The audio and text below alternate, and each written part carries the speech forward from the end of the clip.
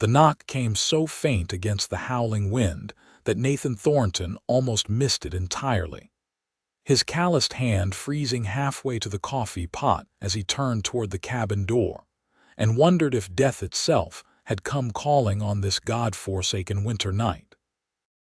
He set down the pot with deliberate care, his boots heavy against the worn floorboards as he crossed the small space. The blizzard had been raging for 2 days straight across the Utah Territory, and no sensible person would be out in weather like this. Nathan pulled his rifle from beside the door, not out of fear but pure caution, before lifting the wooden latch and pulling the door inward against the pressing wind. Snow burst into the cabin like a living thing, and there in the doorway stood a figure so covered in white that he could barely make out it was a woman. She swayed on her feet, her dark cloak frozen stiff, ice crystals clinging to every visible surface. Her lips were blue, her eyes barely focused. "Please," she whispered, the word almost lost to the storm. Nathan did not hesitate. He dropped the rifle against the wall and caught her just as her knees buckled, pulling her inside with one strong arm while using his weight to shove the door closed against the wind. The sudden silence when the door latched was deafening, broken only by the woman's shallow, shaking breaths. "I have got you," Nathan said, his voice rough from days of solitude. "You are safe now." He carried her to the chair nearest the fireplace, the only chair in his modest cabin. Her body trembled violently, the kind of shaking that came from bones gone cold. Nathan had seen it before in cattle caught too long in winter storms. He knew how dangerous it was. Working quickly, he began unwrapping the frozen cloak from her shoulders. The fabric had stiffened like wood, and he had to work carefully to peel it away without tearing her skin. Beneath it, she wore a simple black dress, also soaked through. A widow's dress. "Can you hear me?" Nathan asked, kneeling before her. "I need to get you out of these wet clothes.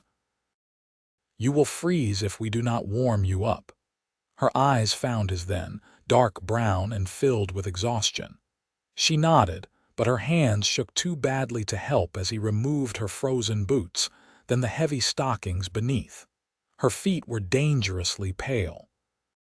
Nathan grabbed every blanket he owned from his bed in the corner and returned to wrap them around her. "I am going to step outside for just a moment," he told her. "Do not try to move." He ducked out into his lean-to stable where his horse, Copper, stood protected from the worst of the storm. There in the snow beside his door, half buried already, stood a horse on its last legs. The animal's head hung low, ice coating its mane and flanks. Nathan took its reins and led it into the stable beside Copper, quickly rubbing it down and throwing a blanket over its back. The horse was a mare, well-bred once but thin now beneath the winter coat. When he returned inside, the woman had not moved except to pull the blankets tighter. Nathan added more wood to the fire, building it up until heat radiated into the small space. He filled his kettle and hung it over the flames. "What is your name?" he asked gently. "Victoria," she managed through chattering teeth. "Victoria Reid." "I am Nathan Thornton. You are in my cabin about 5 miles north of Circleville." He pulled his only other chair, a wooden stool, closer to her. "What were you doing out in this storm, Mrs. Reid?" She closed her eyes, and for a moment he thought she might not answer. Then, so quietly he had to lean forward to hear, she said, "Running." Nathan absorbed this. He was not a man who pried into others' business.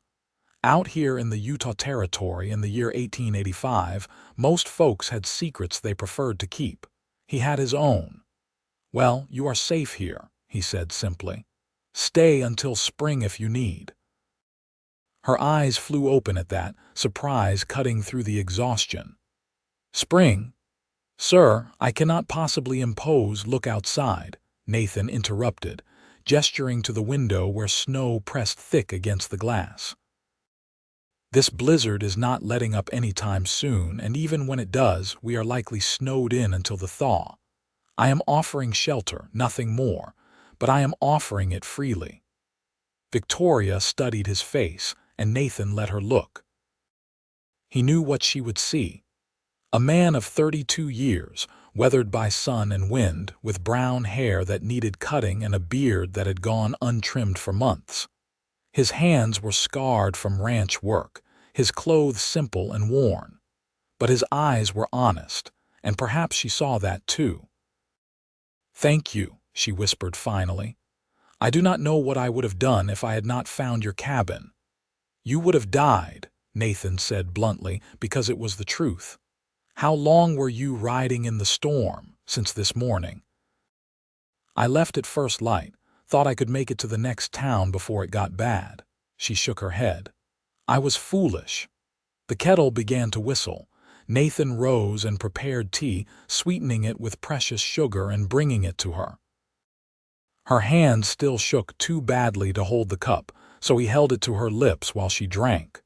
The simple intimacy of the gesture made something tighten in his chest, but he pushed the feeling aside. "When did you last eat?" he asked. "Yesterday morning." Nathan moved to his small stove and began preparing food. He had dried beef, beans, and sourdough bread he had baked 3 days ago.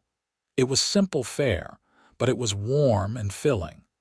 While the beans heated, he watched Victoria from the corner of his eye. She was younger than he had first thought, perhaps 25 or 26. Dark hair hung in wet tangles around her face, and even exhausted and half frozen, she had a quiet beauty that made his bachelor cabin seem even more bare and rough. When the food was ready, he brought her a plate and watched to make sure she ate. She did so slowly, as if she had forgotten how. "Your horse is in the stable with mine," Nathan said. "She will be all right, though she is as worn as you are. Where were you headed?" Victoria set down her fork. "Anywhere, away." She met his eyes. "My husband died 6 months ago. His brother decided he had more right to our land than I did. The law agreed with him." Nathan's jaw tightened. He had seen it before, too many times.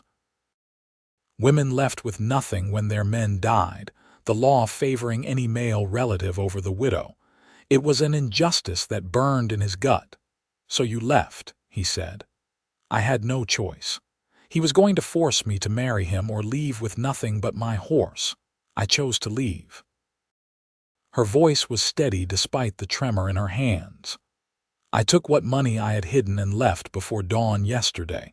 I thought I could reach Beaver before the storm hit." "Beaver is 40 miles from Circleville," Nathan said. "You would have had to pass right through town to get here." "Why did you not stop?" Victoria looked down at her plate. "His brother has friends in Circleville. I was afraid they would send me back." Nathan stood and paced to the window, looking out at the white wall of snow. "Well, you will not be going anywhere for some time.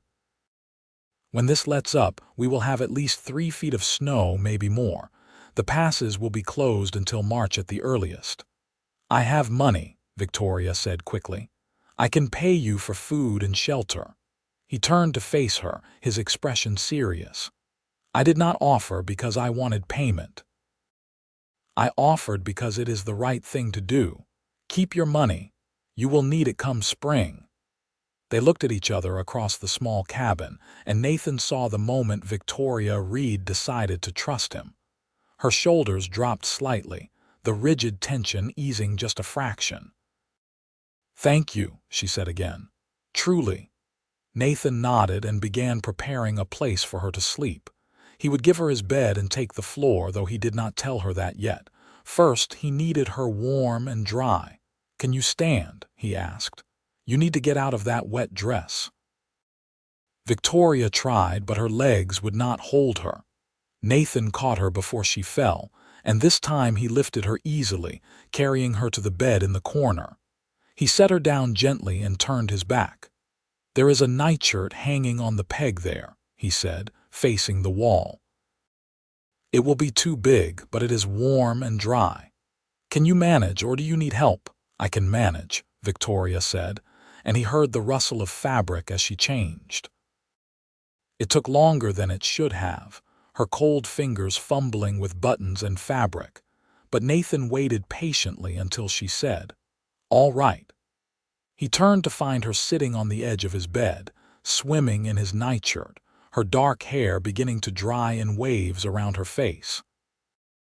She looked impossibly small and vulnerable, and something protective rose in Nathan's chest, fierce and immediate. "Into bed with you," he said gruffly. "You need to get warm all the way through." Victoria slipped under the blankets and Nathan pulled them up around her shoulders. He added another log to the fire and settled himself in his chair, determined to watch through the night to make sure she did not take a fever from the cold. "You should sleep too," Victoria said softly. "I will be all right. I will rest later. Sleep now, Mrs. Reed."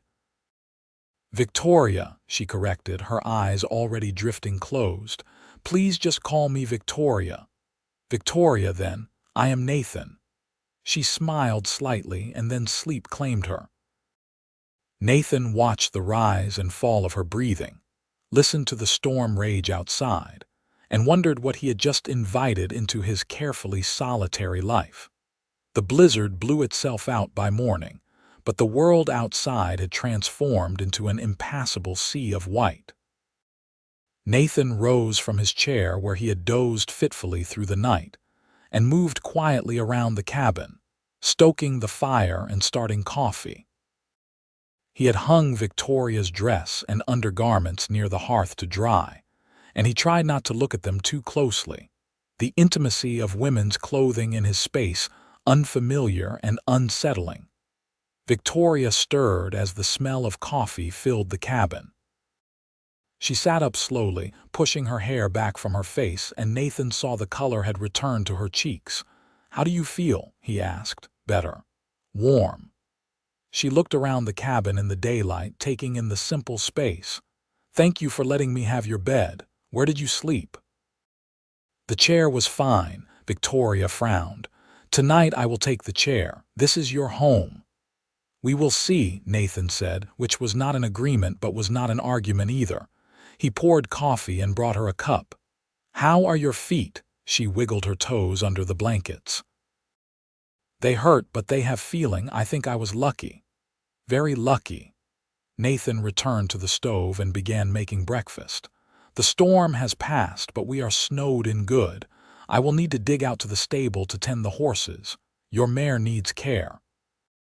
"I can help," Victoria said, starting to rise. Nathan held up a hand. "Not today. You rest. Tomorrow maybe, if you are stronger." They ate breakfast in a silence that was almost comfortable, broken only by the crackle of the fire and the occasional sound of snow sliding off the roof. When they finished, Nathan bundled himself in his heavy coat and went out to dig a path to the stable. The snow came up past his knees, and the wind had drifted it even higher against the stable wall. He worked steadily, his muscles warming to the task, his breath puffing white in the cold air. Inside the stable, both horses greeted him with soft nickers. Victoria's mare looked better after a night of shelter and food, though she was still too thin. Nathan spent an hour tending both animals, checking their hooves, giving them grain and fresh water melted from snow. He talked to them as he worked, his voice low and soothing, the way he had always talked to horses. Copper, his sturdy buckskin gelding, pushed his nose against Nathan's shoulder, and he rubbed the horse's face affectionately. "We have company," he told the horse. "A lady who needs help. You behave yourself." When he returned to the cabin, he found Victoria standing near the window, still wearing his nightshirt, her hair braided over one shoulder. She turned as he entered, and he saw she had tidied the space, washing the breakfast dishes and straightening the blankets. "You should be resting," he said, but there was no heat in the words. "I cannot just lie about," Victoria replied. "Let me help, please. I will go mad with nothing to do." Nathan considered this. He understood the need to be useful, to earn one's keep. He nodded slowly. All right. But nothing too strenuous yet. You were half frozen last night. Over the next days, they fell into an unexpected rhythm. Nathan went out each morning to tend the horses and check his supplies in the lean-to shed. Victoria cooked, revealing herself to be far more skilled than Nathan at making interesting meals from simple ingredients. She mended his clothes without being asked, her stitches small and neat. They talked while they worked, small conversations that gradually grew longer. Nathan learned that Victoria had been married at 19 to a man 15 years her senior, a marriage arranged by her father to settle a debt. Her husband had been neither cruel nor kind, simply absent, spending most of his time working the land or drinking in town. When he died falling from his horse, Victoria found herself alone with no children and no protection under the law.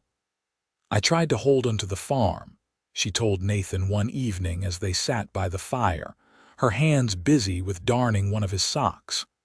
"But John's brother had lawyers and I had nothing. The judge said a woman alone could not properly manage land, as if I had not been managing it all along while John drank himself senseless." The bitterness in her voice was earned, Nathan thought. "Where is your family?" he asked. "My parents died when I was 16. I have a sister in California, but I have not heard from her in 3 years.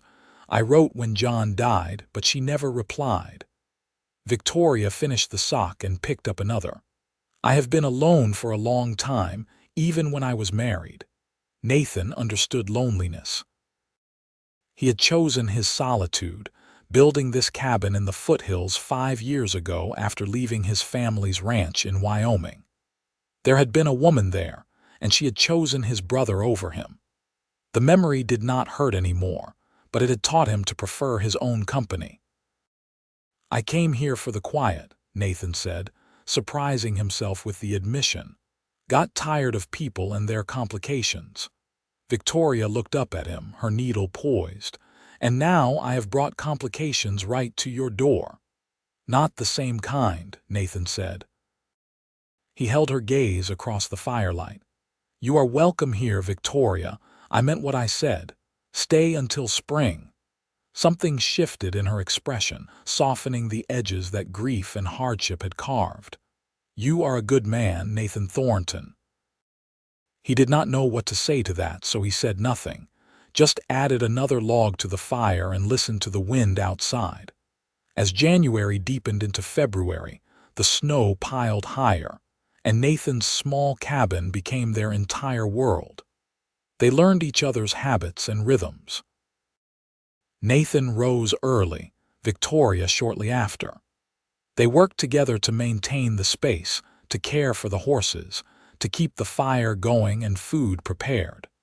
Nathan taught Victoria how to read the weather in the clouds, how to move through deep snow without exhausting yourself. She taught him how to make bread that did not sit like a stone in your stomach, how to stretch their supplies with wild herbs she had dried and brought in her saddlebags. They sat up late by the fire, talking about everything and nothing. Victoria had a quick mind and a sharp wit that surprised him with laughter. Nathan found himself sharing stories from his childhood, his years working cattle, the dreams he had once held of having his own ranch. "Why did you never do it?" Victoria asked one night.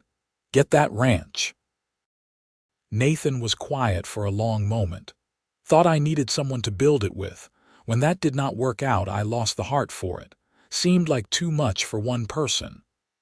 "That is sad," Victoria said softly. "Maybe, but I have been content here. A small cabin, a few head of cattle when the weather is good enough to get by. It is a simple life." "Simple is not always bad," Victoria agreed. "I think I have had enough complication for one lifetime." But even as she said it, Nathan felt the complication growing between them. It was in the way his heart lifted when he heard her humming while she worked. It was in the way she smiled when he came in from the cold. It was in the comfortable silences and the easy conversations, in the warmth that had nothing to do with the fire. One morning in mid-February, Nathan woke to find Victoria already up, standing at the window in the pre-dawn light. He rose from his bedroll on the floor and moved to stand beside her. "Could not sleep?" he asked quietly. "I keep thinking spring will come and I will have to leave." She did not look at him. "I do not want to go." Nathan's heart beat faster. "Then do not." "I cannot stay here forever, Nathan. This is your home, your life. What if I want you to stay?" The words came out rougher than he intended. "What if I am asking you to?" Victoria turned to face him then, and in the pale morning light he saw hope and fear warring in her eyes. "Do not say that unless you mean it." Nathan reached out slowly, giving her time to pull away. When she did not, he cupped her face in his calloused hand. "I mean it. These past weeks with you here, this cabin has felt more like a home than it ever did before. I wake up looking forward to the day. I find myself making plans that include you. If that is not welcome, tell me now and we will go back to how things were. But if there is any chance you feel the same." Victoria covered his hand with hers, turning her face to press a kiss against his palm. The gesture was so tender it made his chest ache. "I feel the same," she whispered. "I have tried not to. I told myself I was being foolish, that you were just being kind. But Nathan, when I think about leaving here, leaving you, it feels like losing something precious I just found." Nathan pulled her closer, wrapping his arms around her, and Victoria came willingly, resting her head against his chest. They stood like that as the sun rose, painting the snow outside in shades of pink and gold. "I do not want another complicated marriage," Victoria said into his shirt. "I do not want duty and coldness and living like strangers under one roof." "Neither do I," Nathan assured her. "I want a partner. Someone to build a life with, to make decisions with. Someone who sees me and I see them." He pulled back enough to look into her eyes.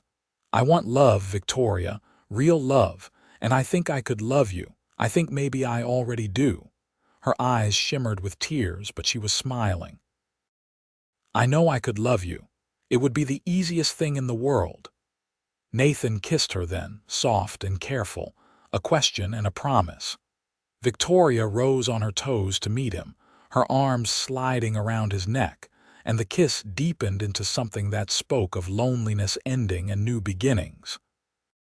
When they finally pulled apart, both breathing hard, Nathan rested his forehead against hers. "Will you marry me, Victoria Reed? Will you stay here not as a guest, but as my wife?" "Yes," she said without hesitation. "Yes, I will marry you." They held each other as the morning grew brighter, and outside the snow began to melt, the first hints of spring coming early. But spring did not come without challenges. A week after their engagement, Nathan rode into Circleville for supplies.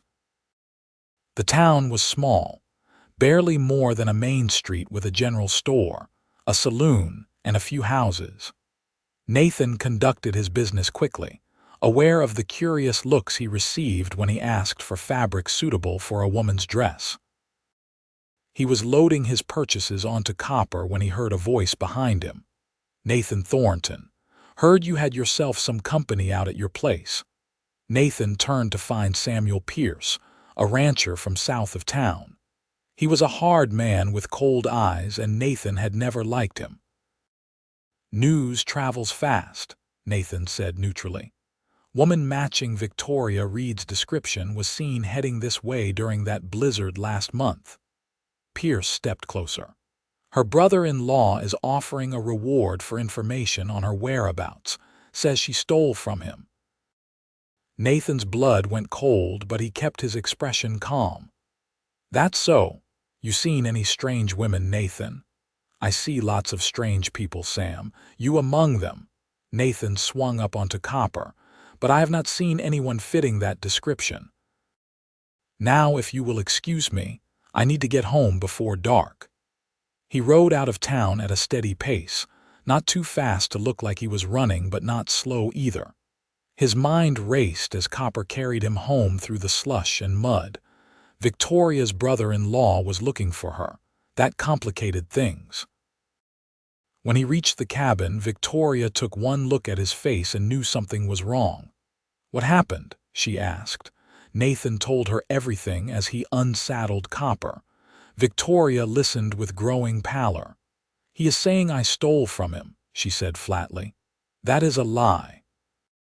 Everything I took was mine, earned from selling eggs and preserves. I hid that money for years."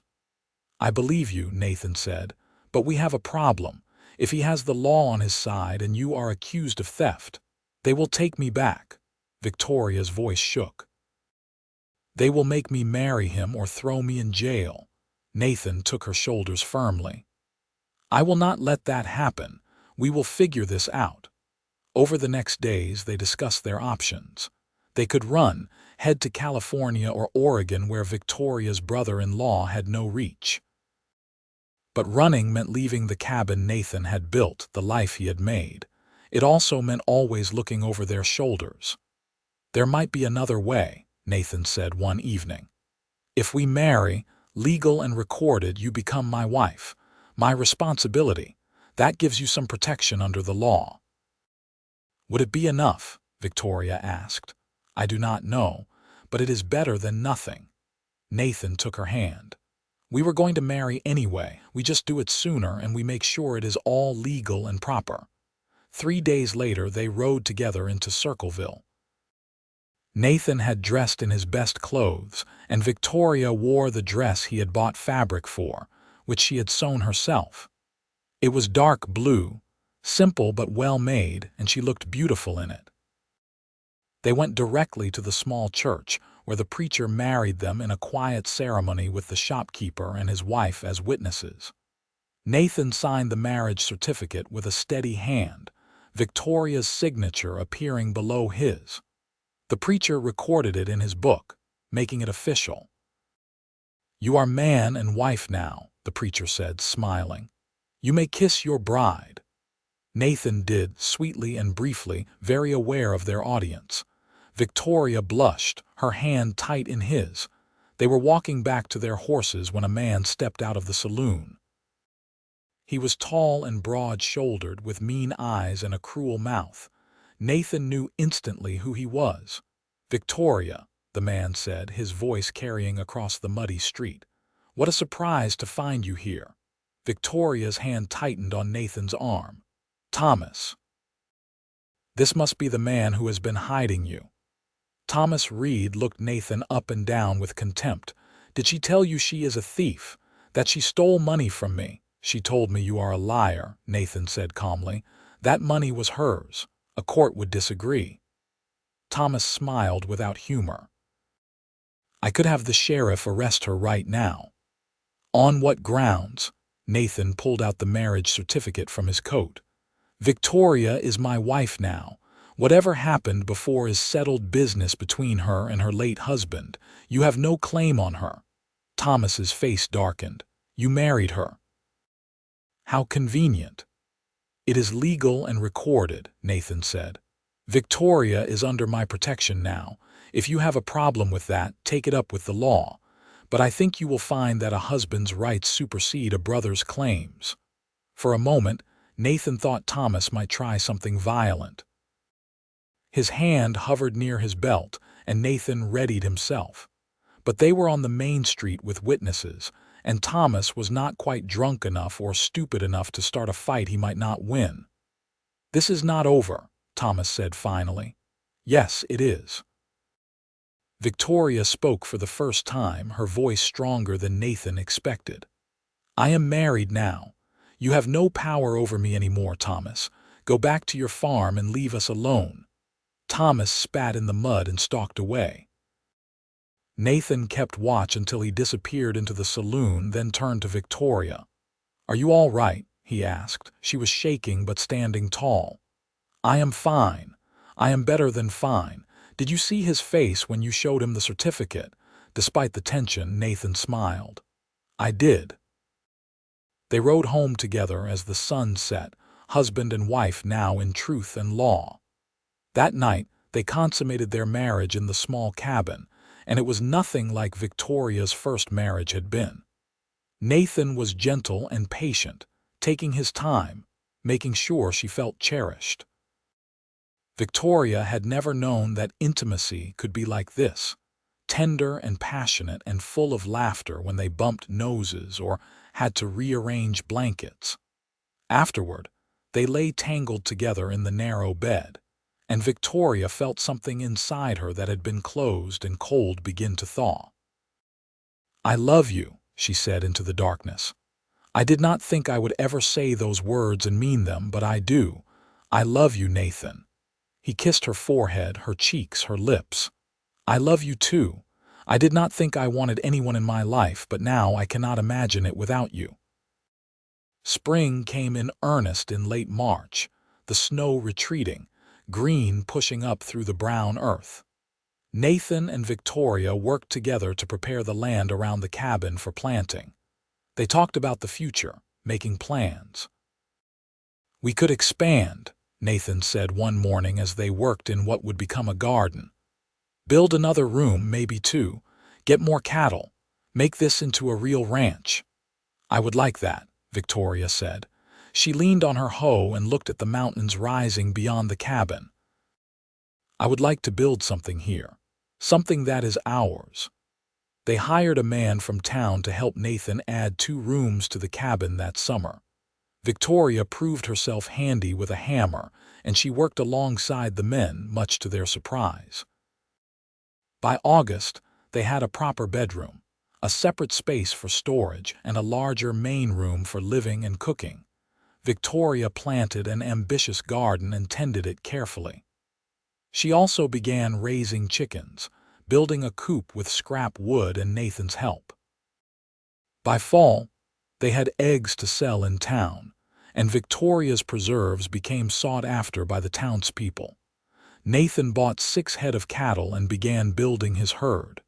It was hard work, but he thrived on it, and having Victoria by his side made every challenge easier to face. They worked together, ate together, slept wrapped in each other's arms. The intimacy they shared grew deeper, not just physical but emotional and spiritual. They learned to read each other's moods, to know when to push and when to give space, to laugh together and plan together and dream together. Thomas Reed tried once more to cause trouble, showing up at the cabin in September with the sheriff. But the sheriff took one look at the marriage certificate, at the clear evidence of a working ranch and a legitimate marriage, and told Thomas there was nothing to be done. "The lady is married," the sheriff said firmly. "She is Mrs. Thornton now, and her property is her husband's concern. You have no legal standing here, Mr. Reed." Thomas left, and they never saw him again. Victoria heard later that he had sold the farm and moved back east. She did not mourn his departure. Winter came again, but this time Victoria did not face it with dread. The cabin was warm and well stocked. Nathan was attentive and loving. They spent the long evenings by the fire, talking and reading aloud to each other, making love and making plans. In January, Victoria realized she was pregnant. She told Nathan on a snowy afternoon, nervous despite herself. "I am going to have a baby," she said simply. Nathan's face went through a series of emotions too quick to name, ending on pure joy. He whooped and lifted her off her feet, spinning her around until she laughed and demanded he put her down. "A baby," he kept saying. "We are going to have a baby." "Are you happy?" Victoria asked, though she could see that he was. "Happy does not even begin to cover it," Nathan said. He knelt and pressed his ear to her still flat belly. "Hello in there. I am your papa, and I already love you more than I knew was possible." Victoria ran her fingers through his hair, her heart so full she thought it might burst. "We are going to be a family." "We already are," Nathan said, standing and pulling her close. "But yes, a bigger family, that is even better." The pregnancy progressed smoothly through the winter and into spring. Victoria bloomed with it, her skin glowing, her body changing in ways that awed Nathan. He treated her like spun glass, constantly asking if she needed anything, if she was comfortable, if he should do more. "I am pregnant, not dying," Victoria told him one day with fond exasperation. "I can still work." "I know," Nathan said, "but let me fuss a little. I like taking care of you." "Then I will let you," Victoria agreed, kissing him, "but only because I love you." Their son was born on a warm day in August, 2 years after Victoria had knocked on Nathan's door during a blizzard. The midwife from town attended, and Nathan paced outside until he heard the baby's first cry, then burst into the bedroom with tears streaming down his face. "A boy," the midwife said, handing the wrapped bundle to Nathan. "Healthy and strong." Nathan looked down at his son and felt his entire world shift and realign around this tiny person. "He is perfect," he whispered.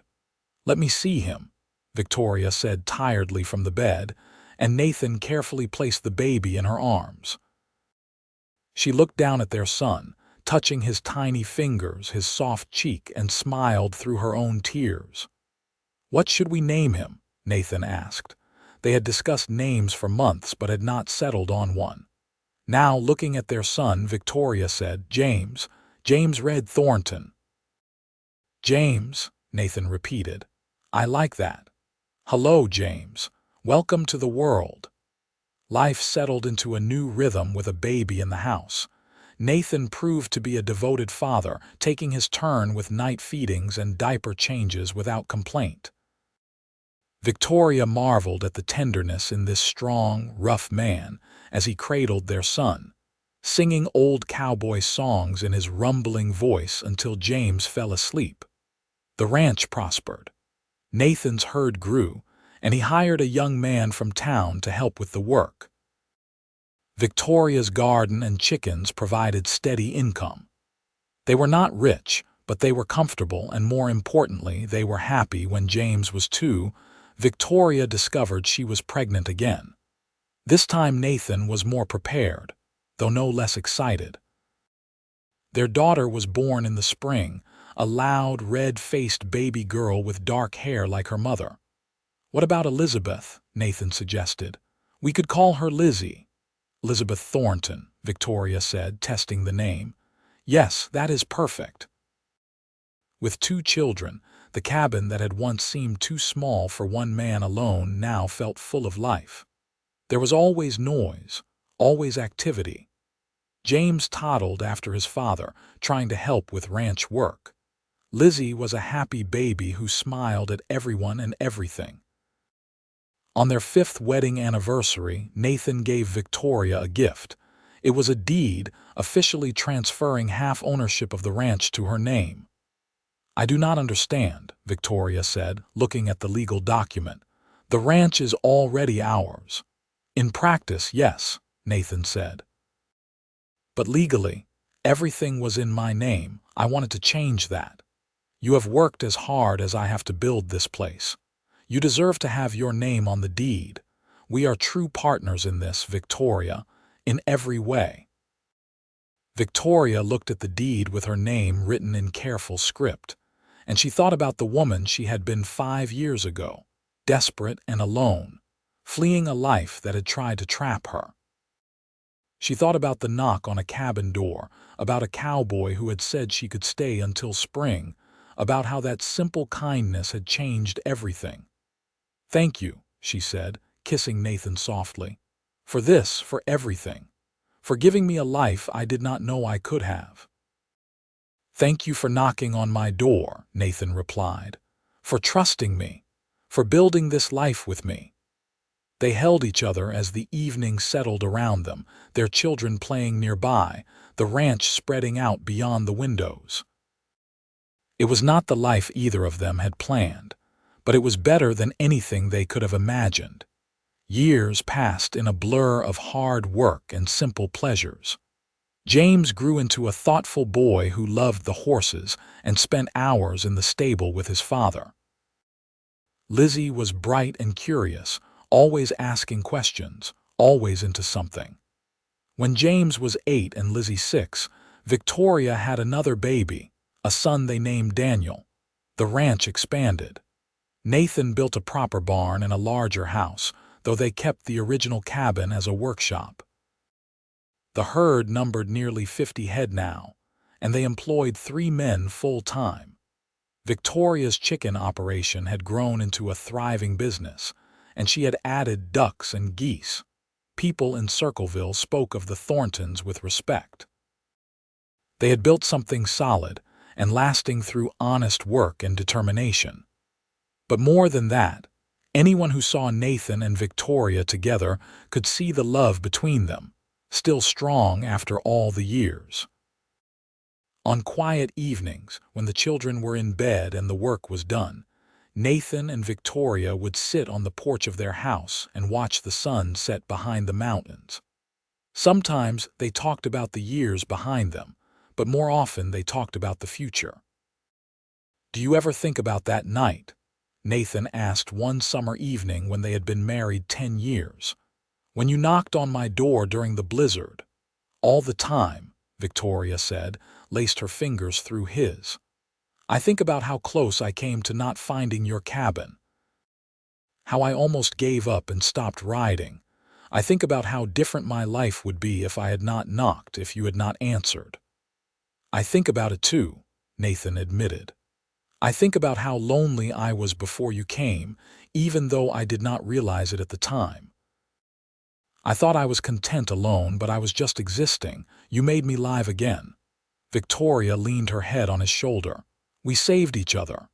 "We did," Nathan agreed. He kissed the top of her head, "and I would do it all again in a heartbeat." As the stars came out, they sat together in comfortable silence, the life they had built humming around them. Inside the house, their children slept safely. In the barn, healthy animals rested. The land stretched out fertile and productive, the result of years of care and attention. James grew up and eventually married a girl from town, bringing her to live on the ranch in a house Nathan helped him build on the north section of the property. Lizzie went to school in Salt Lake City, determined to become a teacher, and Victoria could not have been prouder. Daniel showed an aptitude for animals and talked about becoming a veterinarian. Nathan and Victoria grew older together, their hair turning gray, their hands more weathered. But the love between them never diminished.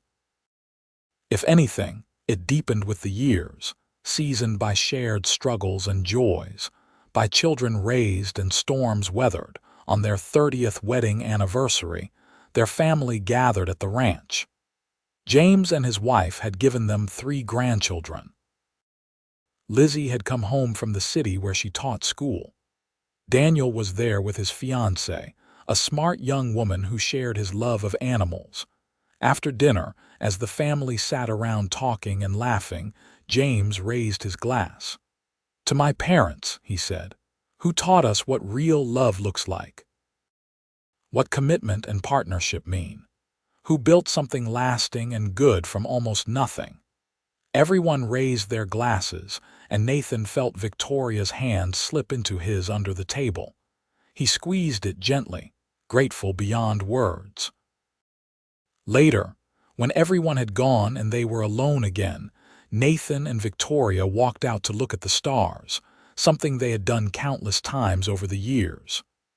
"Do you remember what I said that first night?" Nathan asked.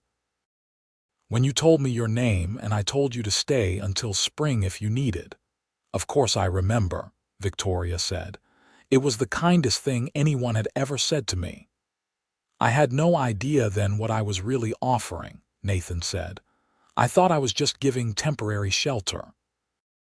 I did not know I was inviting in the love of my life, the mother of my children, my true partner in everything." Victoria turned to face him, and even after 3 decades, his heart still skipped when she smiled at him. "I did not know I was knocking on the door of my future either. I was just trying to survive the storm, but I walked in and found home." Nathan pulled her close, and they swayed together in the starlight, no music but the wind and their own heartbeats.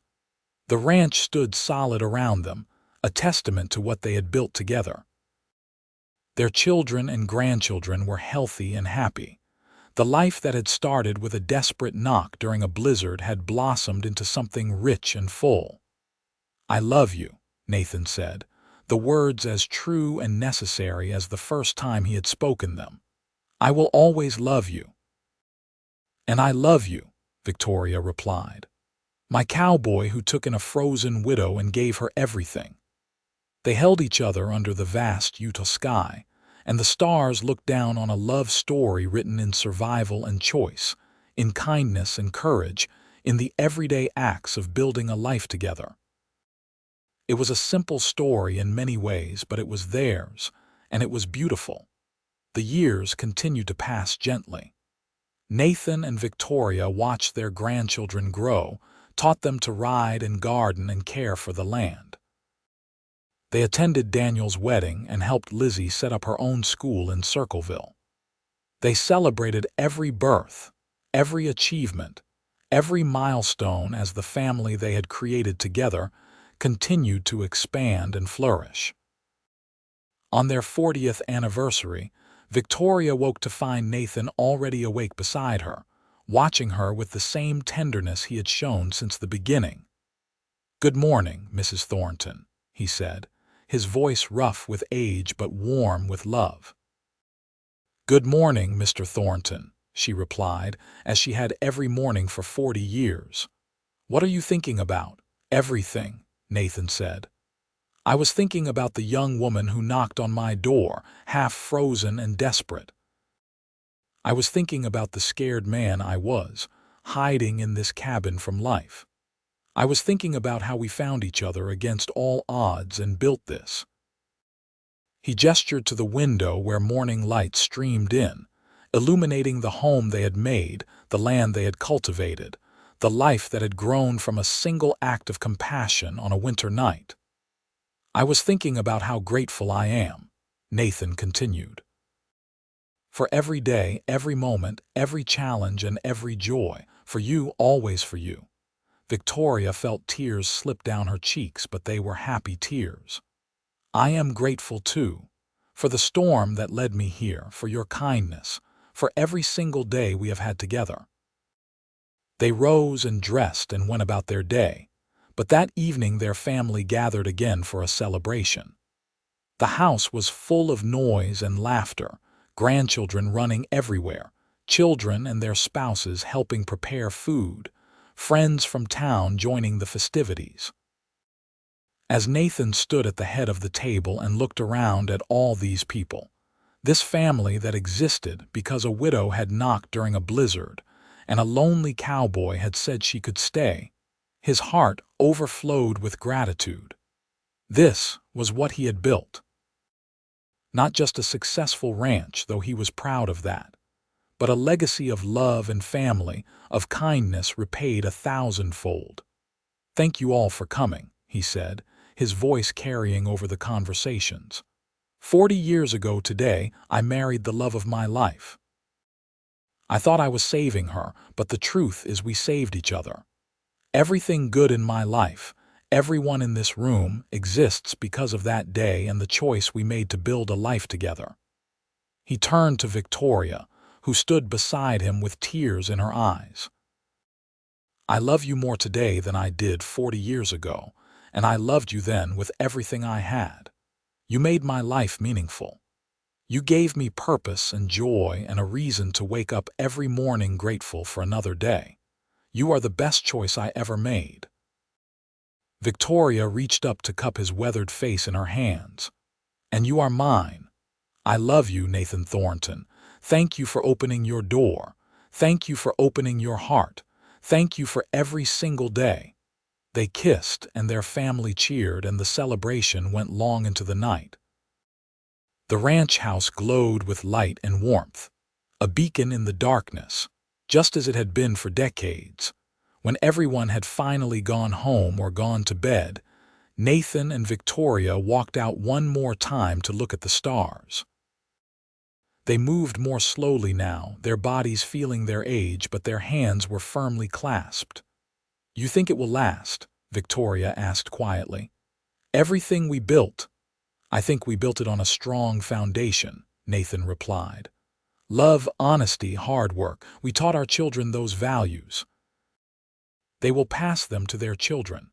Yes, I think it will last."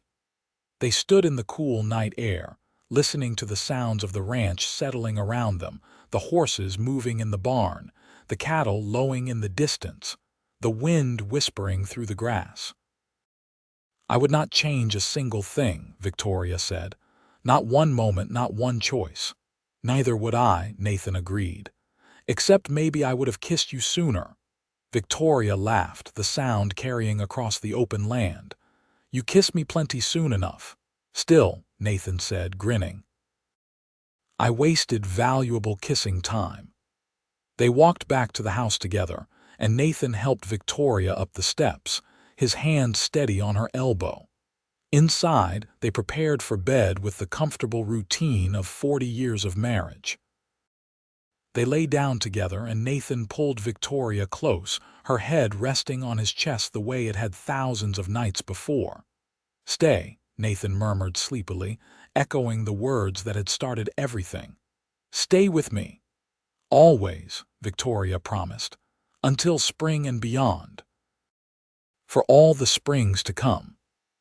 They drifted off to sleep, and outside the stars wheeled overhead, marking the passage of time, witnessing the endurance of a love that had started with a knock on a door during a blizzard and had grown into something extraordinary. The ranch stood solid and prosperous. The family they had created thrived, and at the center of it all was the simple, powerful truth that kindness and love could transform everything. The widow had knocked during a blizzard. The cowboy had said she could stay until spring. And in that exchange, two broken people had found healing, purpose, and a love that would last the rest of their lives and ripple outward to touch generations to come. It was a good story, a true story, and it was theirs completely.